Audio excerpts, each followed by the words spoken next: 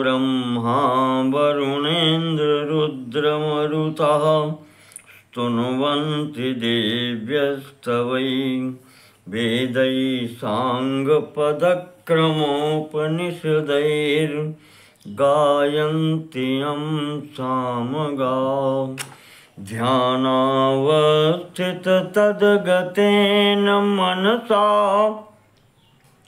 पश्यन्ति यं योगिनो यस्यान्तं न विदुः सुरासुरगणा देवाय तस्मै नमः देवाय तस्मै नमः। नारायणं नमस्कृत्य नरं चैव नरोत्तमं देवीं सरस्वतीं व्यासं ततो जयमुदीरयेत्।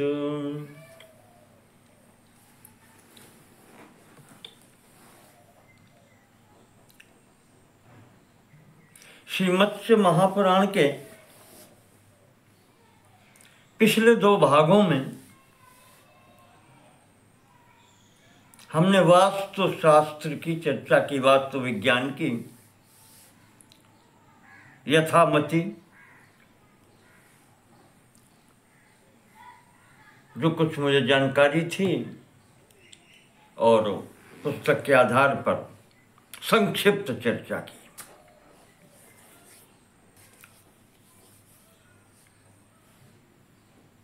अब उससे आगे बढ़ते हुए नैमिषारण्य क्षेत्र में ऋषिगण सूत जी से प्रश्न कर रहे हैं कि महाराज पुरोर्वंशस्त्वया सूत स भविष्यो निवेदितः। महाराज आपने पूर्व वंश के राजाओं का विवरण आपने सब भविष्य निवेदिता कौन हुए हैं और कौन आगे होंगे, भविष्य काल तक के सभी राजाओं का विवरण आपने हम लोगों को बतलाया।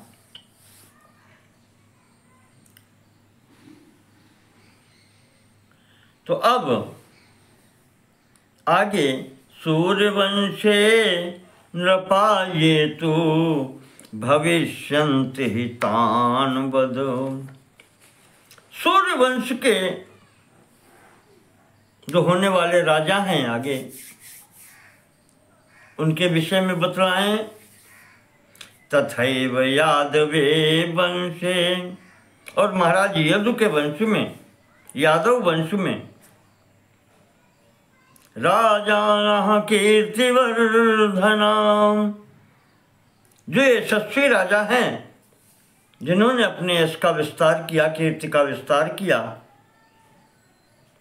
कलौ युगे भविष्यन्ति तानपि वदस्व नः, और आगे चलकर जो कलयुग में भी अन्य राजागण होंगे उनके विषय में भी आप हमें बतलाएं। ब्रूहि संक्षेपतः तासाम यथा भव्यम अनुक्रमात्, यथा भव्यम अनुक्रमात्, क्रम पूर्वक बताएं और जो भविष्य में होने वाले हैं वह संक्षेपतः, संक्षेप से बताएं।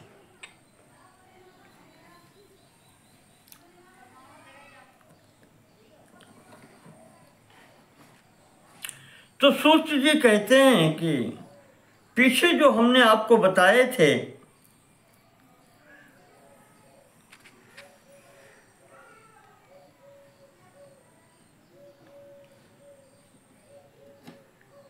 राजा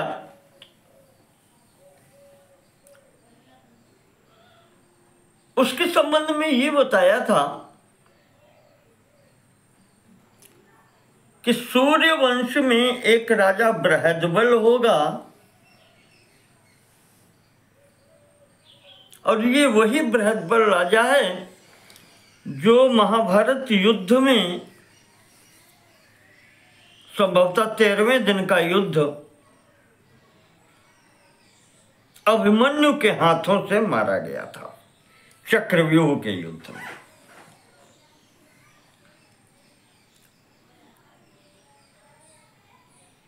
वहां से प्रारंभ कर रहे हैं महाराज जी।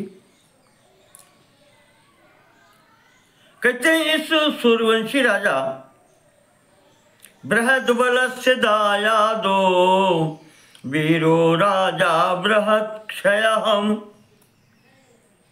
इसका पुत्र बृहत् क्षय नाम का हुआ है। इस बृहत् क्षय का पुत्र उरुक्षय हुआ है, और उरुक्षय का पुत्र वत्सव्यूह, उसका पुत्र प्रतिव्योम, और उसका पुत्र दिवाकर।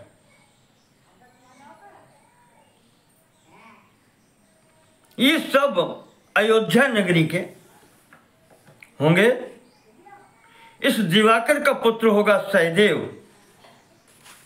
इसका पुत्र बृहदस्व, बृहदस्व का भानुरथ, भानुरथ का प्रतिपास्व, इसका पुत्र सुप्रतीक, और इसका पुत्र मरुदेव होगा। उसका पुत्र सुनक्षत्र, सुनक्षत्र का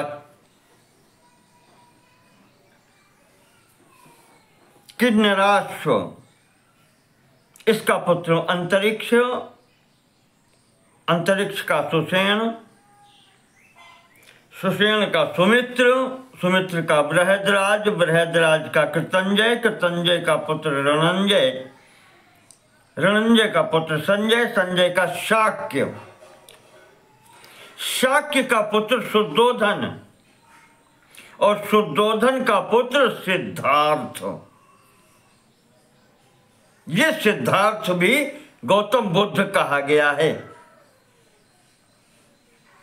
आजकल जो बौद्ध धर्म कहा जाता है उसके प्रवर्तक यही बताए जाते हैं, गौतम बुद्ध जो कहे गए हैं। सिद्धार्थ नाम है इनका। इन सिद्धार्थ के पुत्र हुए राहुल।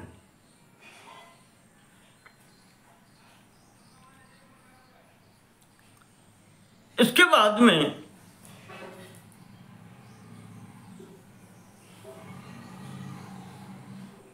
वैसे आधुनिक में राहुल के आगे वंशावली नहीं मिलती, पर यहां पर राहुल का पुत्र प्रसेनजित बताया गया है। अन्यत्र मैंने संभवतः देखा था कि इस प्रसेनजित इसका भाई है सिद्धार्थ का।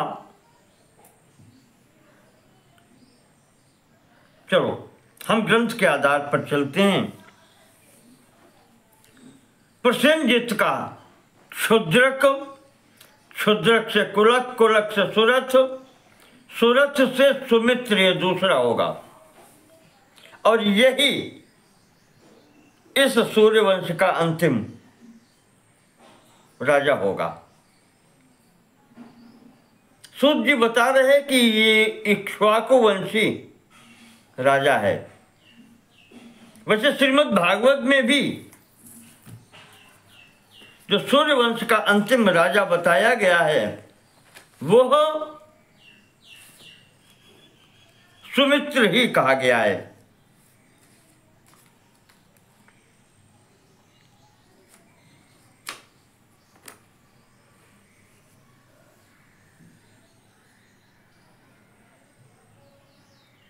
इक्ष्वाकूणाम अयम वंशो सुमित्रांतो भविष्यति एतस्तम प्राप्य राजानम संस्थाम प्राप्स्यति वै कलौ, श्रीमद् भागवत कहती है। वहां भी इन्हीं सब का वर्णन किया गया है।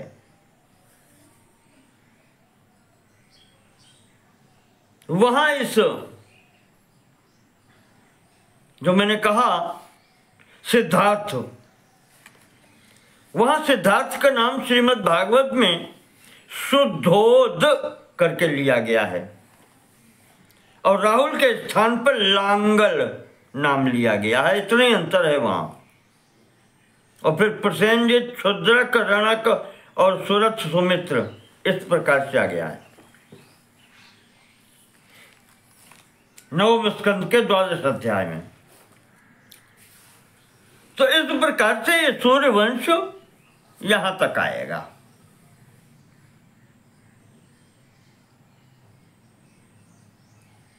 जो श्रीमद् भागवत में श्लोक आया है लगभग वैसा ही यहां पर श्लोक आया है। इक्ष्वाकुणाम अयम वंशः सुमित्रांतो भविष्यति, सुमित्रम प्राप्य राजानम संस्थाम प्राप्स्यति वै कलौ। इत्येवं भानवो वंशः, इस प्रकार से सूर्यवंश का कह दिया गया। इसके पश्चात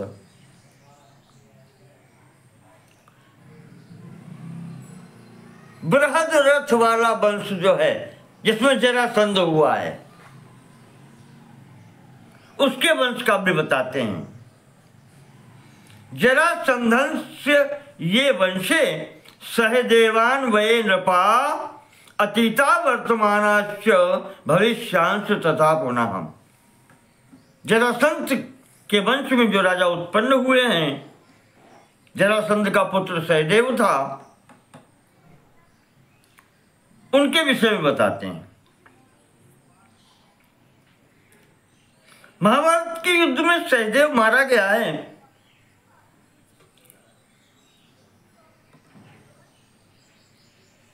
उसका पुत्र था सोमाधि।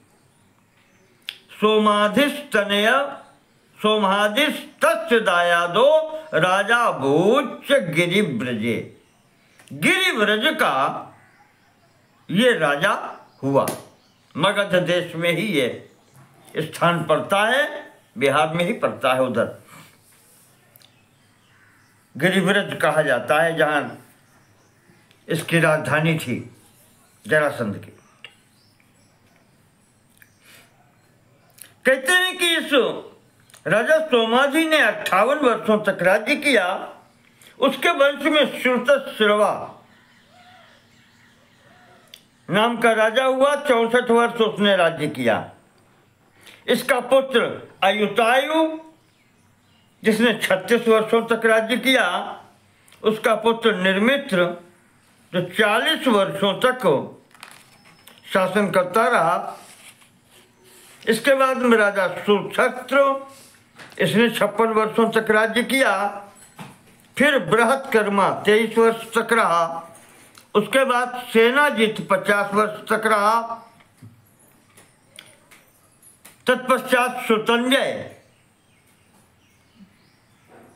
सूर्य कह रहे हैं 40 वर्षों तक राज्य करेगा। 28 वर्षों तक विभु नाम का राजा राज्य करेगा। तत्पश्चात शुचि 64 वर्षों तक राज्य करेगा। इसके बाद क्षेम 28 वर्षों तक। फिर सुब्रत 64 वर्ष तक। सुनेत्र 25 वर्ष तक। निवृत्ति 58 वर्ष तक। उसके बाद में त्रिनेत्र 28 वर्ष तक। फिर द्युमत्सेन नाम का राजा 48 वर्ष तक। इसके बाद महीनेत्र नाम का राजा 33 वर्ष तक। चंचल नाम का राजा 32 वर्ष तक। रिपुंजय नाम का राजा इसके पश्चात 50 वर्ष तक। ये कहते हैं 32 राजा इस बृहद्रथ या जरासंध के वंश के जो होंगे, ये कुल मिलाकर के 1000 वर्ष तक शासन करेंगे। इनका पूरा का पूरा 32 राजाओं का कार्यकाल 1000 वर्ष का होगा।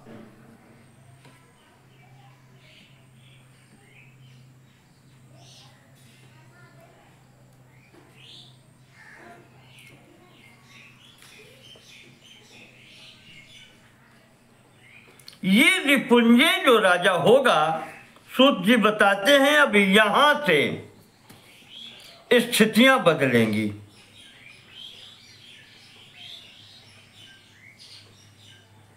बृहद्रथ वंश का यह अंतिम राजा होगा।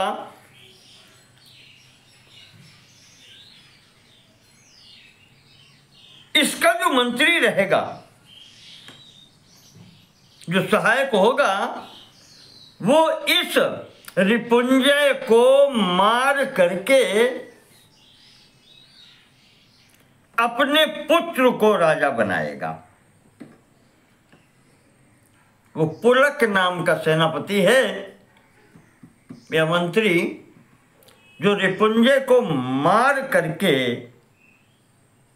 अपने पुत्र का अभिषेक करेगा।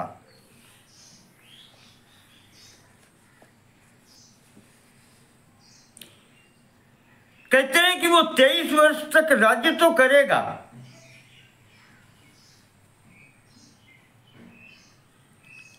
पर उसका शासन नीति धर्म से पूर्ण नहीं होगा।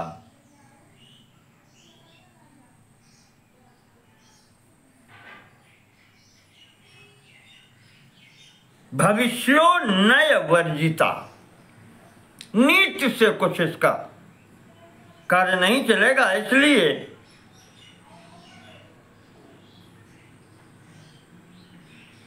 इसके पश्चात जो आएगा राजा पालक नाम का राजा,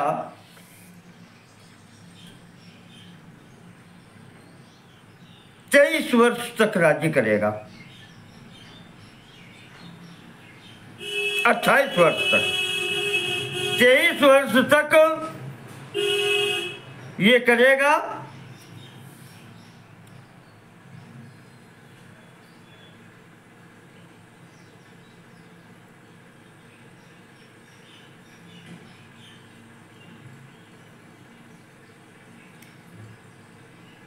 इसके पश्चात विशाखयूप नाम का राजा होगा, जो 50 वर्ष राज्य करेगा। 21 वर्षों तक इसके बाद में सूर्यक राज्य करेगा। उसके पश्चात नंदिवर्धन नाम का राजा होगा, जो 30 वर्षों तक राज्य करेगा। ये 5 राजा मिलकर के 52 वर्षों तक पृथ्वी का उपभोग करेंगे और समाप्त होंगे। इनको समाप्त करके फिर अब दूसरा शिशुनाग नाम का राजा होगा, जो अपने पुत्र को वाराणसी नगरी में स्थापित करके स्वयं गिरिव्रज का आश्रय लेगा और ये 40 वर्षों तक राजा होगा। तत्पश्चात इसका पुत्र काकवर्ण 26 वर्षों तक राज्य करेगा। उसके पश्चात 36 वर्षों तक क्षेमधर्मा नाम का राजा होगा। इसके पश्चात क्षेमजित नाम का राजा 24 वर्षों तक, फिर बिंबसार 28 वर्षों तक, फिर अजात शत्रु 25 वर्षों तक, उसका पुत्र दशक 35 वर्षों तक, और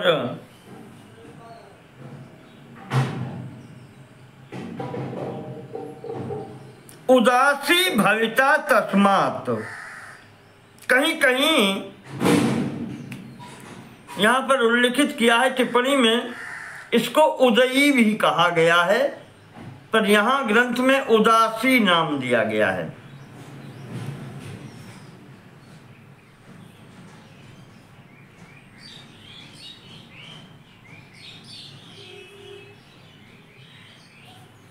दशक का पुत्र होगा उदासी, ये 33 वर्षों तक शासन करेगा।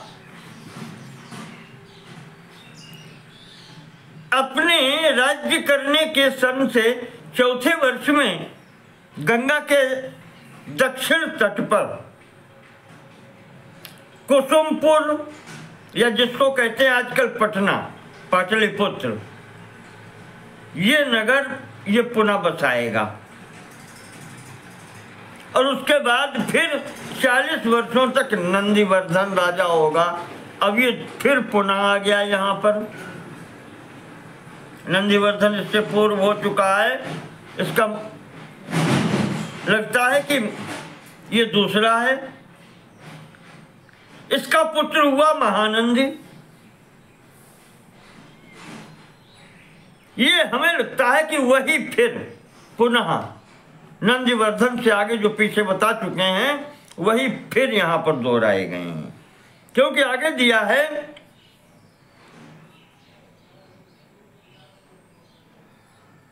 43 वर्षों तक महानंदी राजा होगा। ये 10 राजा बता दिए, ये शिशुनाग के बाद इस वंश में उत्पन्न होंगे। इस प्रकार कुल मिलाकर के 360 वर्षों तक ये शिशुनाग वंशीय राजा राज्य करेंगे। ये क्षत्रियों में निम्न कोटि के कहे गए हैं। इनके साथ में कलयुग में और भी राजा हैं जो सभी समसामयिक होंगे। उनमें से उन सूत जी ने बताया है कि इक्ष्वाकु वंशी ये 24 होंगे, 27 पंचाल के होंगे, 24 काशी के, 28 है वंश के, 32 कलिंग देश के, 25 अश्मक महाराष्ट्रियन, 26 कुरुदेशी, 28 मैथिल, 23 सूरसेन देशीय मथुरा मंडल तक के, तथा 20 वितिहोत्र वंश के। ये सभी राजा एक ही समय में रहेंगे।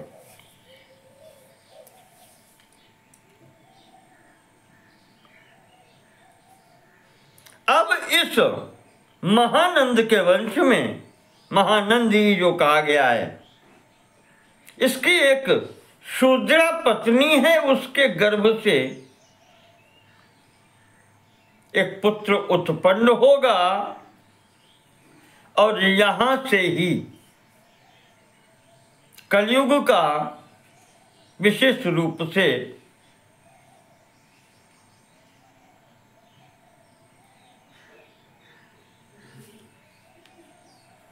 इन वर्णों का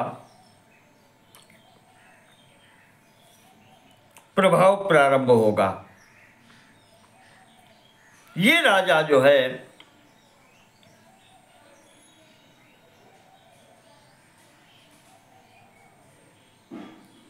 महानंद सुतश्चापि शूद्रायाम कलिकांशजाम। शूद्र पत्नी के गर्भ से जो महानंदी का पुत्र उत्पन्न होगा, उत्पत्स्यते महापद्मः सर्व क्षत्रांतको नपः। ये महापद्म के नाम से विख्यात होगा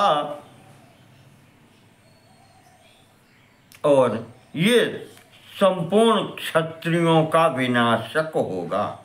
सर्व क्षत्रांतको नपः। स एक राट महापद्मो एक क्षत्रो भविष्यति ततः प्रभृति राजानो भविष्याः शूद्र योनयः। यहां से राजाओं में शूद्र योनयः राजानः भविष्यन्ति, ये होगा। ये 88 वर्ष तक पृथ्वी का उपभोग करेगा।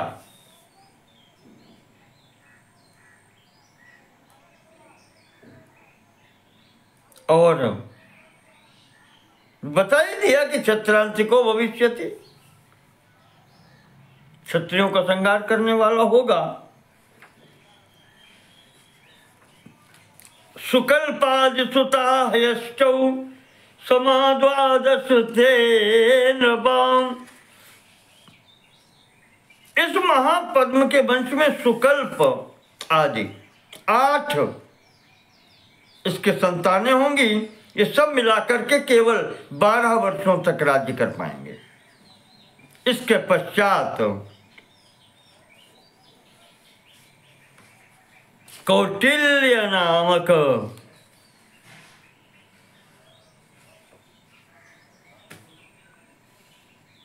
उद्धरिष्यति तान् सर्वान् कौटिल्यो वैदिरष्टभिः भुक्त्वा महीं वर्षशतं ततो मौर्यान् गमिष्यति।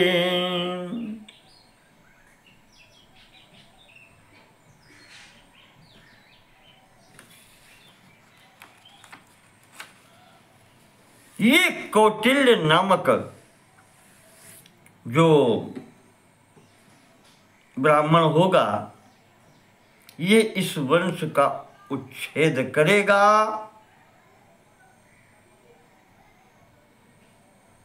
और महापद्म के वंश का उच्छेद हो जाने के पश्चात ये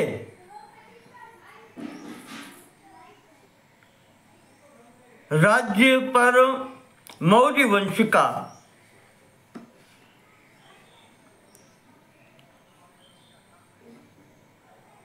राजा होगा कौटिल्य की कृपा से।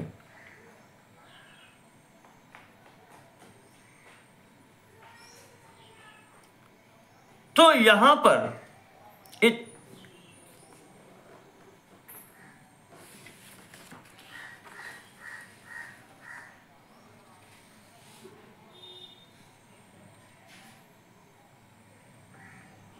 भुक्त्वा महीं वर्षशतं ततो मौर्यान् गमिष्यति।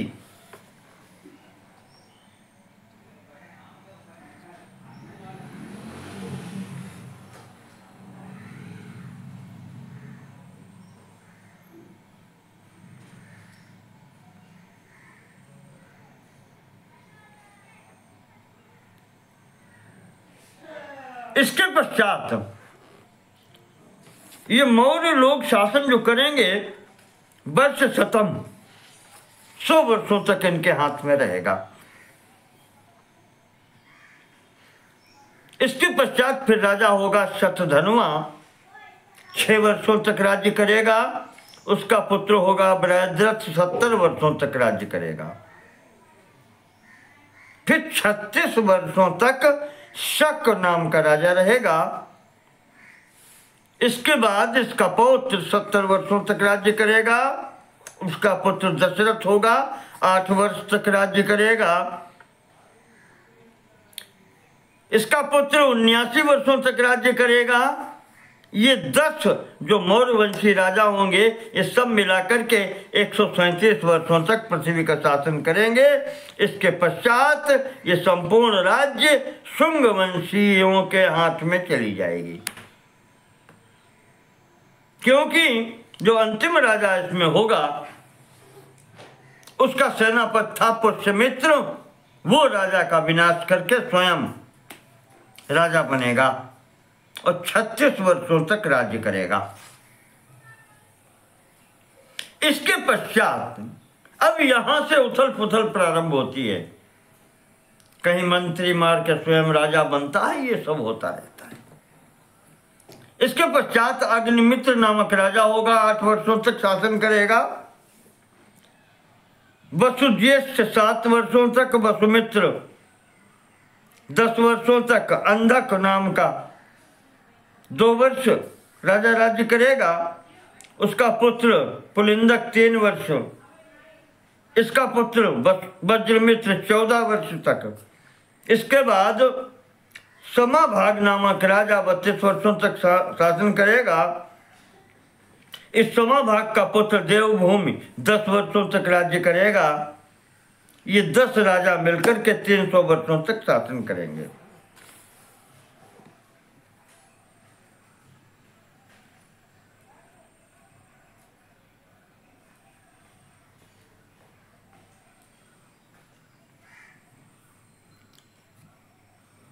इसके पश्चात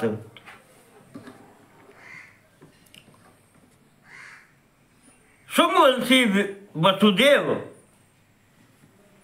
कांडवायन नाम से 9 वर्ष तक शासन करेगा। उसका पुत्र होगा भूमिमित्र, 14 वर्ष तक राज्य करेगा। उसका पुत्र नारायण 12 वर्षों तक, फिर उसका पुत्र सुशर्मा 10 वर्षों तक। ये सब राजा कांडवायन नाम से कहे गए हैं। ये सब मिलाकर के 45 वर्षों तक शासन करेंगे। ये ब्राह्मण बताए गए हैं।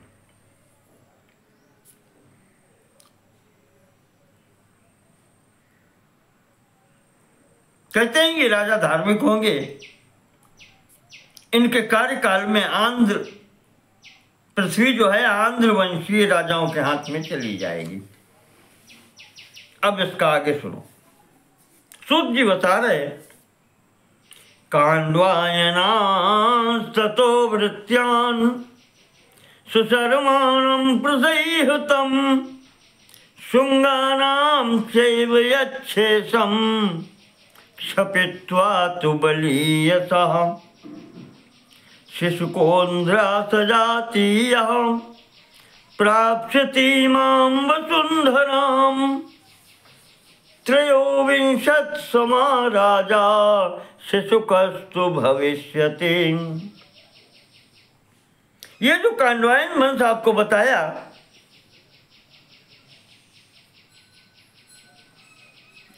शिशुनाग वंशी वाला जो था, कांडवायन वंश जो उसने,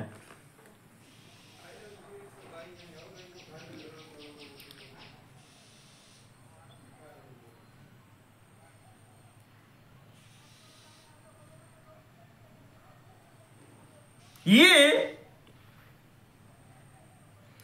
अंतिम राजा इसमें सुशर्मा होगा।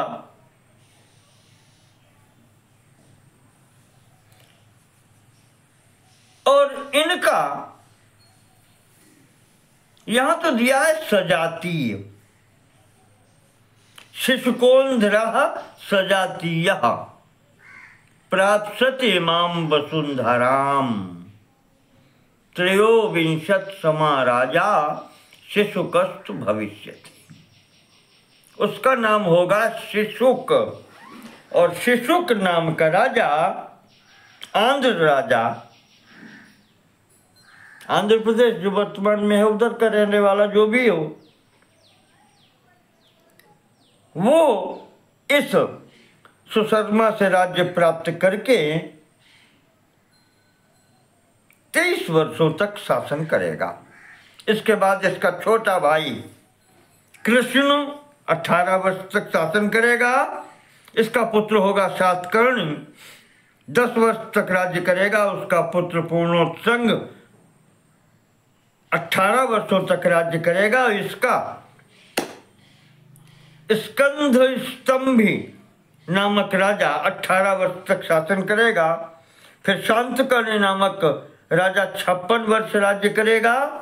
और शांतकर्णी नाम का पुत्र लंबोदर 18 वर्ष तक राज्य करेगा। इसका पुत्र होगा अपेतक 12 वर्ष तक। इसका पुत्र होगा मेघस्वाति, वो भी 18 वर्ष तक।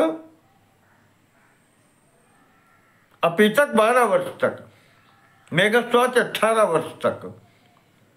इसके बाद स्वाति, ये भी 18 वर्ष तक। फिर स्कंदस्वाति 7 वर्ष।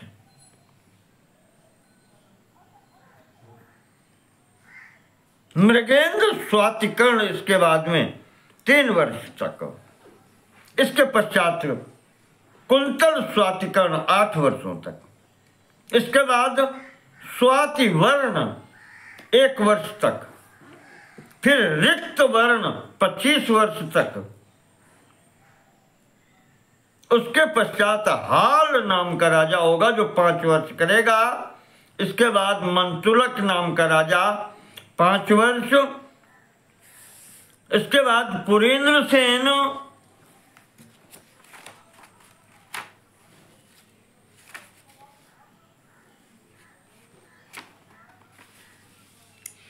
इसके बाद सौम्य, उसके बाद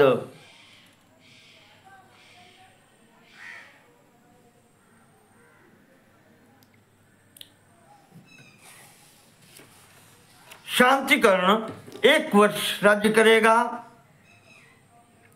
फिर चकोर स्वातिकर्ण नामक राजा है, 6 महीने ही शासन करेगा। शिव स्वाति नाम का राजा 28 वर्ष तक। इसके बाद गौतमी पुत्र शातकर्णी 21 वर्षों तक, उसका पुत्र पुलोमा 28 वर्ष तक। उसके बाद शिवश्री पुलोमा 7 वर्ष। इसके बाद शांतिकर्ण का पुत्र शिवस्कंद 29 वर्षों तक। फिर शांतिकर्ण यज्ञश्री शांतिकर्ण नाम का राजा 29 वर्ष। उसका पुत्र विजय 6 वर्ष। उसका पुत्र चंद्रश्री शांतिकर्ण 10 वर्ष तक राज्य करेगा। इसके बाद पुलोमा द्वितीय होगा जो 7 वर्ष शासन करेगा। इस प्रकार से ये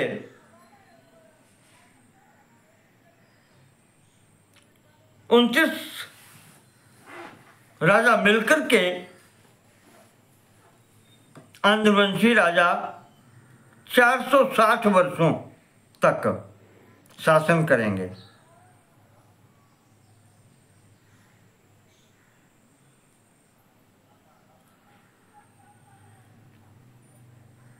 और इसके बाद में फिर इन्होंने एक साथ बताए हैं, जैसे श्रीमद् भागवत के अंत में बताए हैं।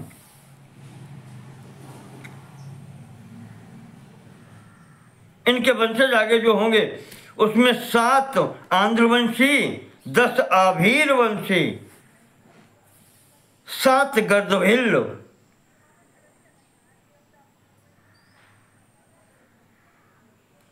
18 शकवंशी, 8 यवन, 14 तुर्क या तुषार लिखा है, 13 गुरुंड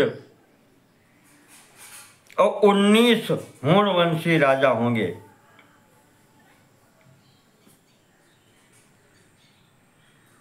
इस प्रकार से ये सब आया है यहाँ पर।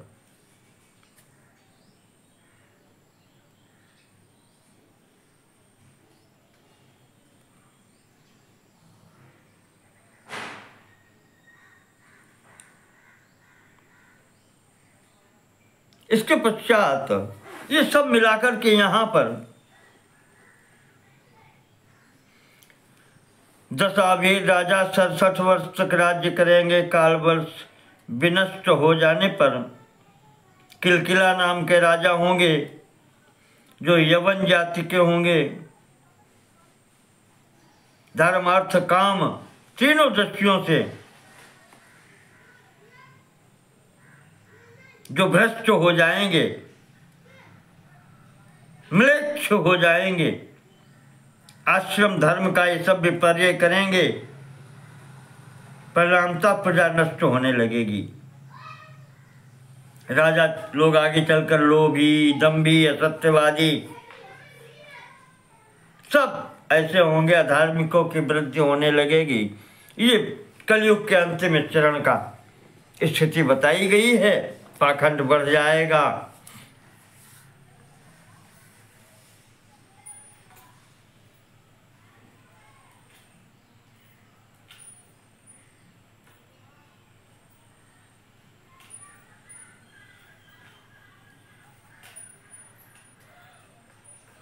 प्रनष्टे नृपवंशे तु संध्या शिष्टे कलौ युगे किंचित शिष्टा परास्ता वही धर्मे नष्टे परिग्रह।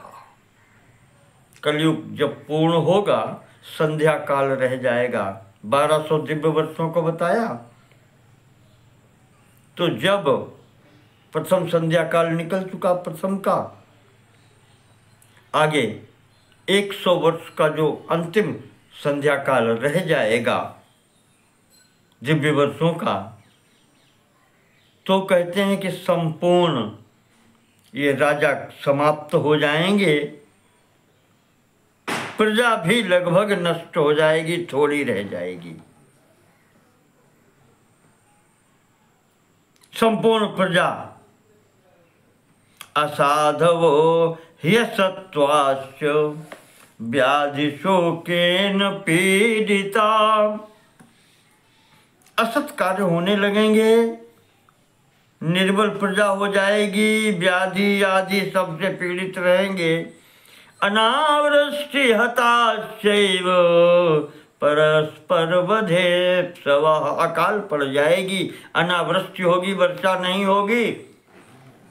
अकाल पड़ने की स्थिति में सब एक दूसरे को समाप्त करने लगेंगे। अशरण्या परित्रस्तः, कहीं उनको शरण नहीं मिलेगी, बहुत परेशान होकर के संकटम घोरमाश्रिता, घोर संकट में पड़ेंगे। सरित पर्वत वाचिन्यो भविष्यन्त अखिला प्रजा, सब इधर उधर भागेंगे, कोई पहाड़ों में, कोई जंगलों में, जहाँ जिसको भोजन मिलेगा वहाँ भागेंगे। ऐसी स्थितियां जब उत्पन्न होंगी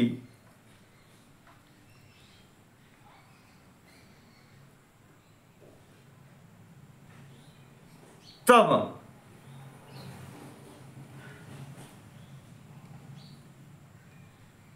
अंतिम चरण में जब संध्यांश पूर्ण होगा तब आगे कृतयुग की पुनः अगली चतुर्युगी का प्रारंभ होगा।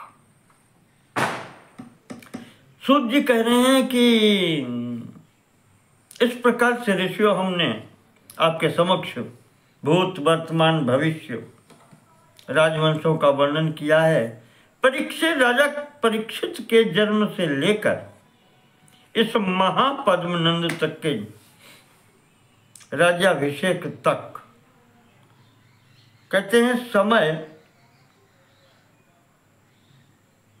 1050 वर्ष का होता है। विष्णु पुराण में ये 1500 वर्षों का बताया गया है, 1500 वर्ष का। श्रीमद् भागवत के अनुसार 1115 वर्ष का ये समय आता है, परीक्षित से लेकर के महापद्मनंद तक का। जो भी हो, यहाँ 1050 कहा गया है।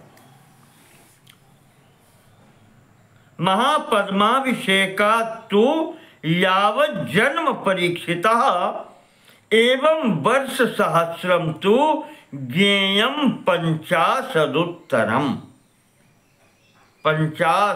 उत्तरम वर्ष सहस्रम तो ज्ञेयम। इस प्रकार से यहां पर आया है।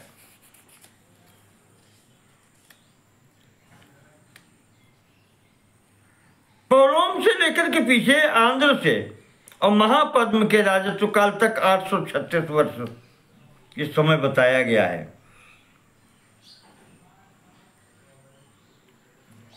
और सूत जी कहते हैं कि भविष्य पुराण में जो ऋषियों ने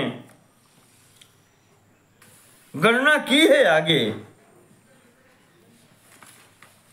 उसके अनुसार भी यही सब स्थितियां हैं। कहते हैं कि आकाश में सप्तर्षि गण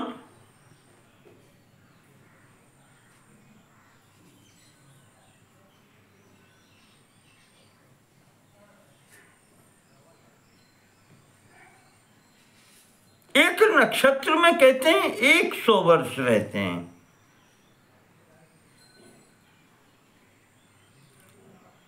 तो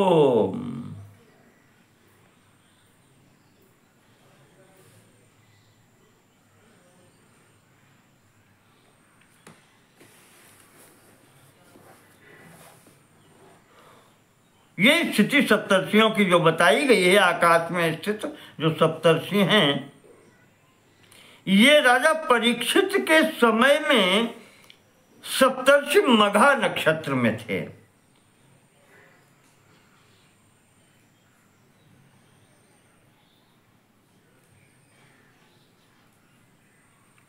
अब आप उसी के अनुसार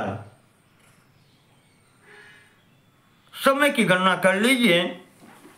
राजा परीक्षित के समय में मघा नक्षत्र पर थे सप्तर्षि, और उसके पश्चात 100 वर्ष एक नक्षत्र पर सप्तर्षि रहते हैं।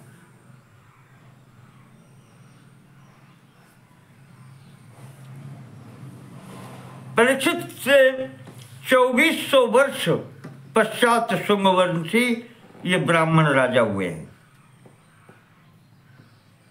और उसके बाद से फिर कहते हैं कि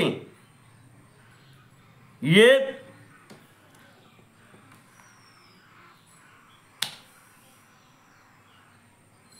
आचरण भ्रष्ट होना प्रारंभ हो गया।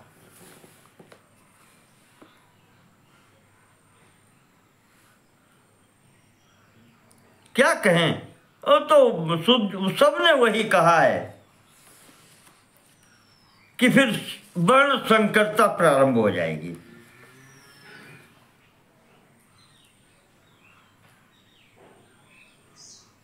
अन्न तो पहता लुब्धा धर्मता काम तो सता। हर स्थान पर अन्न तो झूठ,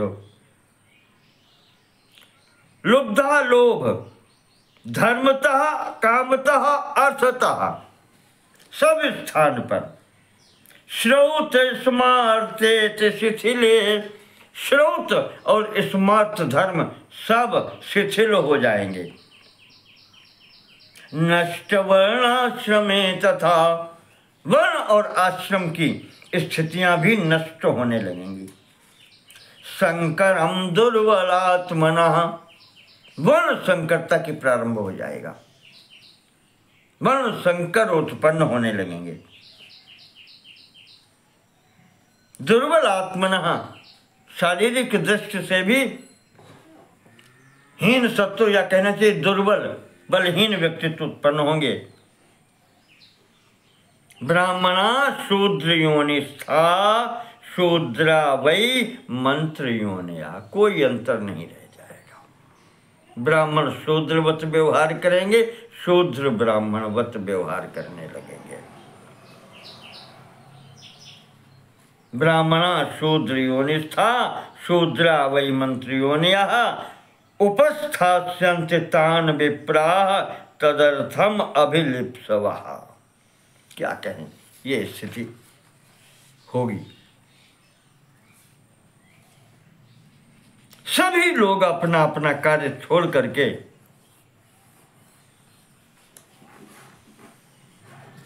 इधर उधर भागने लगेंगे, दूसरे का कर्म धर्म अपनाने लगेंगे, ब्राह्मण शूद्र की उपासना करने लगेंगे। ये सब होगा। शूद्र मंत्रों के ज्ञाता हो जाएंगे।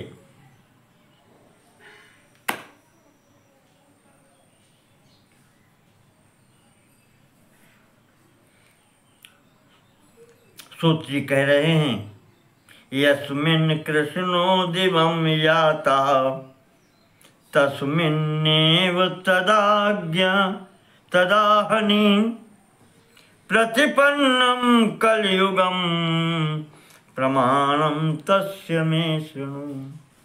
भगवान कृष्ण जिस समय इस धराधाम को छोड़ करके अपने लोक को गए, उसी समय उसी दिन कलयुग का यहाँ पर प्रारंभ हो गया।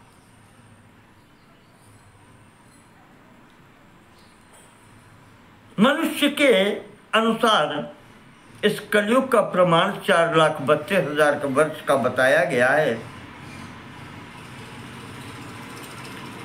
और दिव्य मान के अनुसार, दिव्य वर्षों के अनुसार 1,000 दिव्य वर्षों का कलयुग माना जाता है। उसके बाद में संध्यांश या संध्या होती है। तत्पश्चात संध्या समाप्त होने के पश्चात फिर कृतयुग का प्रारंभ होता है।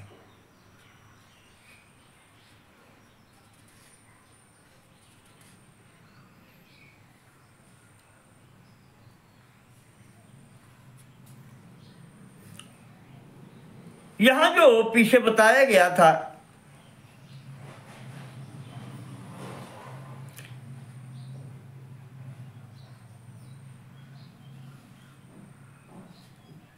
उसमें से सूर्यवंश का भी अंतिम शासक बता दिया गया और चंद्रवंश का भी अंतिम शासक बता दिया गया। जैसे सुमित्र नाम का यह अंतिम शासक हुआ, इसी प्रकार से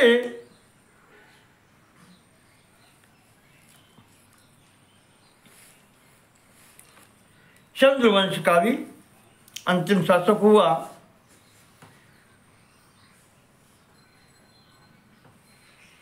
और जब पुनः कृतयुग प्रारंभ होगा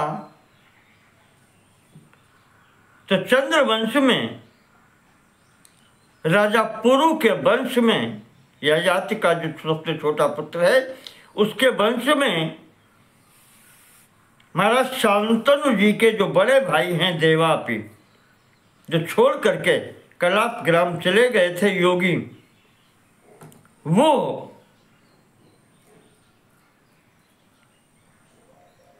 चंद्रवंश का प्रारंभ करेंगे अगली चतुर्युगी में, प्रथम कृतयुग में। और इसी प्रकार से इक्ष्वाकु के वंश में जो राजा हुए हैं उनका नाम है संभवतः मरु।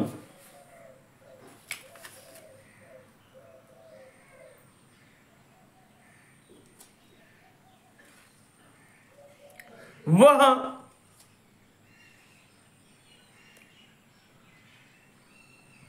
कलाप ग्राम में योगियों के वेश में रह रहे हैं। ये सूर्यवंशी हैं। ये अगले कृतयुग में सूर्यवंश का प्रारंभ करेंगे।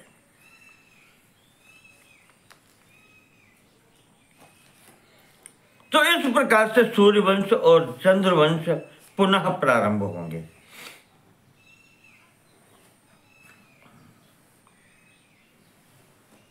जो 28वीं चतुर्युगी चल रही है, इसके बाद में जो 29वीं चतुर्युगी प्रारंभ होगी उसका ये प्रारंभ बताया गया है।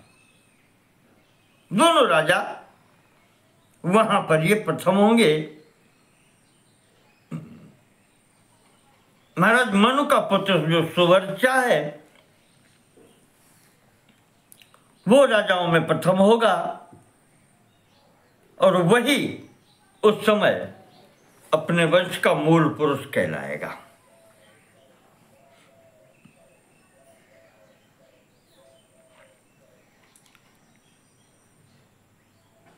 इस प्रकार से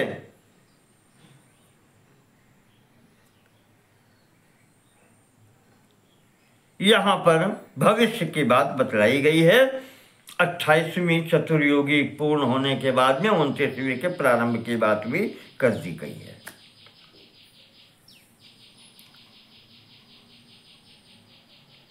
तो इस प्रकार से ये पूरा सब चलता है। मनवंतर तो 71 चतुर्युगी पर्यंत चलेगा। अब इस वंश में आगे फिर कितने कहां राजा होंगे वो सब उस समय होंगे। अब यहां पर उनकी आवश्यकता नहीं है।